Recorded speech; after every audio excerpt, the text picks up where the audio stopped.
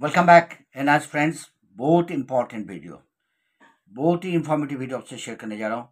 आपके examinations complete होते जा रहे हैं, एक के बाद एक एग्ज़ाम आप देते जा रहे हो। और जैसे कि मैं देख पा रहा हूँ, आज 30 अप्रैल है, आज होम साइंस के पेपर है और ये सीनियर सेकेंडरी लेवल पे, और इस साइड आपके पेपर है इंडियन कल्चर एंड हेरिटेज। और आप कैसे पेपर दे रहे हो कमेंट सेक्शन में ज़रूर बताना। बट अब इवोल्यूशन प्रोसेस की स्टेटस क्या है वो बताना चाहता हूँ। जैसे आपके मन में क्यूरियोसिटी होंगे कि अभी तक के जितने भी पेपर्स दिए, कुछ बच्चों ने एक पेपर दिए, किसी ने दो दे दिए, डिपेंड कर रहा है कैसे कॉम्बिनेशन है आपके पास। तो आज डिटेल बताऊंगा एक तरह से कि वहाँ की क्या स्टेटस है। बिल्कुल नोएडा हेडक्वार्टर और बाकी अदर अदर सेंटर्स के जो वहाँ के कंसर्न लोग डिपार्टमेंट बैठ के काम कर रहे हैं, उनसे कलेक्ट करे हुए इंफॉर्मेशन है। जैसे मैं आपको बता दूं, 6 को आपका पेपर शुरू हुआ था, 6 अप्रैल को, आपको याद होगा। और आपने जो सीनियर सेकेंडरी लेवल पे early childhood care and education से शुरू करे थे, एम्प्लॉयबिलिटी स्किल, ये पहले दिन हुआ था। और वेदा अध्ययन, ये क्लास 12 में हुए थे, और इधर से संस्कृत हुए थे 10th लेवल पे। और उसके बाद आपके 12 अप्रैल को आपने उर्दू संस्कृत के पेपर दिए थे, जेंडर स्टडीज, ये सब 12 क्लास के। और 10th में आपने पेपर दिए थे अकाउंटेंसी, बहुत इंपॉर्टेंट सब्जेक्ट। मैं फिर आपने 15 तारीख को हिंदी दिए थे। आप समझ लो हिंदी आपने 12th में दिए थे, और इधर से आपने दिए थे सोशल साइंस। और ये दोनों ही बेसिक पेपर है, सब्जेक्ट है, मोस्टली बच्चों के पास होते हैं। अब यहाँ तक के जो पेपर है, 15 अप्रैल तक के पेपर जो है, ये नोडल सेंटर में पहुँच चुके हैं। अब बोलोगे सर ये नोडल सेंटर क्या है, मैं आपको डिटेल खुलासा कर रहा हूँ। थोड़ी वीडियो लंबे हो जाए तो बने रहना मेरे साथ, क्योंकि सारी इन्फॉर्मेशन कलेक्ट करने में बहुत समय लगता है।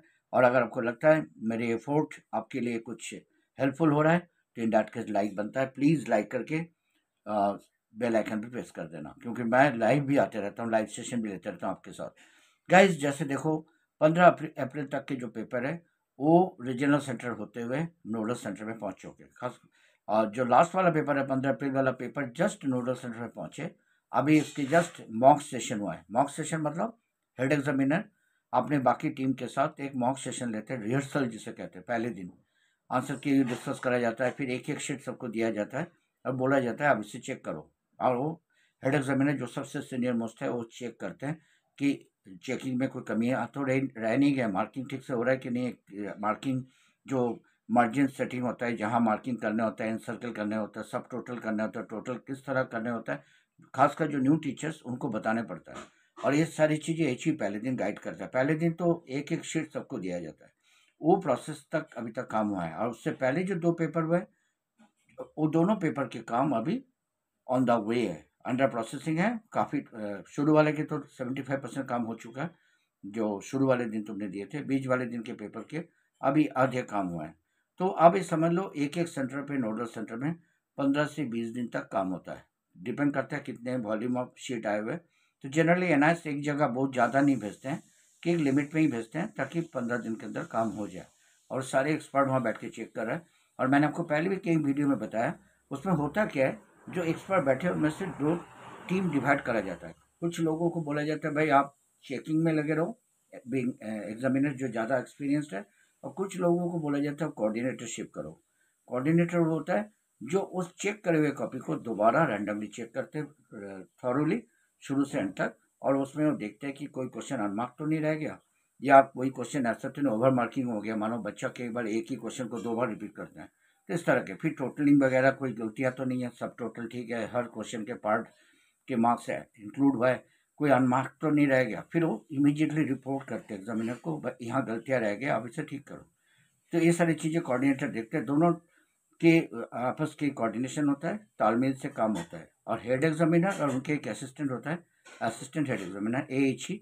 ये दोनों करते क्या, उस काम को कंप्लीट होने के बाद रैंडमली चेक करते हैं कि काम ठीक हो रहा है नहीं हो रहा है। और खासकर जो बच्चे थोड़ी मार्क्स के लिए रह जाते हैं, अच्छे जो हेड एग्जामिनर होता है वो कोशिश करता है उनको निकालने का, पास कराने को। पहले तो वैसे ही कह देते हैं, हर सेंटर पे बोला जा रहा है भाई तुम अपने लेवल पे ट्राई मारो।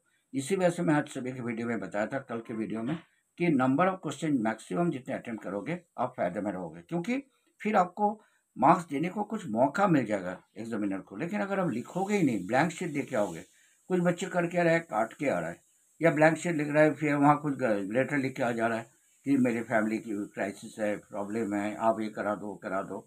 इसमें कोई फ़ायदा नहीं है। पर ये हो जाने के बाद फिर आपके आंसर शीट को पैक करके, जिस तरह पैकेट आता है उसी तरह दोबारा पैक करा जाता है। पर उससे पहले आपका जो मार्किंग है, जो ऑफिशियल मार्किंग आपको मिले हैं, सबके चेकिंग होने के बाद जब वो फाइनल हो जाता है, फिर वो पोर्टल में डाल दिया जाता है। तो वो काम अभी चल रहा है और अभी चलेगा, क्योंकि आपको पता है 22 मई तक पेपर है। बस आप लोग बार बार कह रहे हो उससे ग्रेस के बारे में मैं बता दूं, अब जो हो रहा है ये एग्जामिनर के लेवल पे हो रहा है, इसे ग्रेस नहीं बोलते हैं। ये तो एग्जामिनर अपने लेवल पे दे रहे हैं, लेकिन मॉडरेशन पॉलिसी जो बाद में होगा, जब नोएडा में सारे मार्क्स पहुंच जाएंगे, फिर नोएडा हेडक्वार्टर में कंपैरिजन कराया जाएगा कि बच्चों ने कैसे करा। कोई पर्टिकुलर सब्जेक्ट में ज़्यादा फेल तो नहीं है, कोई पर्टिकुलर सेट में कई बार दिक्कत आ जाता है, डिफिकल्टी लेवल हाई हो जाता है, फिर कोई रीजन डाउन तो नहीं चला गया, फिर उस हिसाब से ग्रेस मार्क्स 6 या 7 मार्क्स तक दिया जाता है। ये मैंने आपको पहले भी बताया। और याद रखना, ग्रेस उन्हीं को दिया जाएगा, मानो एनएस को पता लग गया ये बच्चा बाकी सब्जेक्ट में ठीक करा, एक में ये डाउन चला गया, तो एनएस उसे ग्रेस देगा। लेकिन अगर वो देख रहा है कि नहीं सब में डाउन हो, इसमें से समझ जाएगा ये बच्चा फेल हो जाएगा, मतलब इनको ग्रेस दे के कोई फायदा नहीं, फिर वो किसी में भी ग्रेस नहीं देगा। तो ये है पूरे ऑल टुगेदर कहानी। और मैं आपको बार बार बता रहा हूँ, स्ट्रेस मत होना, ट्रॉमा मत लेना, लिख के आओ, अपने लैंग्वेज में लिखो। बहुत सारे बच्चे कर हम बना के लिख के आए, अपने हिसाब से लिख के आओ, कोई बात नहीं, पूरी पूरी तरह से तुम इस काम के लिए अलाउ हो। बट तुम्हें ये भी ध्यान रखना है कि जो मैं लिख रहा हूँ उसमें सब्जेक्ट मैटर कितने हैं, ये नहीं कि सब्जेक्ट रिलेटेड कुछ है ही नहीं, तो फिर तो देखो कोई भी मार्किंग नहीं करेंगे। तो ये है जो कंसोलिडेटेड रिपोर्ट हुई के। और मैं इतना बता दूं आपको, बहुत ही जोर शोर से काम चल रहा है, क्योंकि एनएस को पता है प्रेशर बहुत है, एनएस बहुत पीछे रह गया। बाकी बोर्ड्स कंप्लीट हो गया, सीबीएसई भी कंप्लीट हो गया, आईसीएसई भी कंप्लीट हो गया, स्टेट बोर्ड भी, सबके रिजल्ट आने के समय आ गया, और आप लोग अभी भी पेपर दे रहे हो। एक मैटर ऑफ कंसर्न है, क्योंकि आपको पता है इलेक्शन के कारण आपके पेपर में गैप भी बहुत है। 22 मई तक पेपर है, और काउंसलिंग शुरू हो जाएंगे ज्वाइंट के, नेट के। इसी चलते जितना जल्दी हो सके आपके रिजल्ट आना चाहिए। और मैं एनएस अथॉरिटी से गुजारिश करूंगा, जितने जल्दी हो सके आप काम को कंप्लीट कीजिए। 7 वीक्स बहुत टाइम है, आप इसे 4 to 5 वीक्स में कंप्लीट कीजिए, और उसी चीज़ के एफोर्ट करा जा रहा है ताकि आपके समय बच जाए। तो बच्चे, अगर इंफॉर्मेटिव लगा वीडियो तो प्लीज़ एक लाइक बनता है, और शेयर करना अपने कम्युनिटी में। लव यू, दोबारा मिलेंगे, बाय बाय।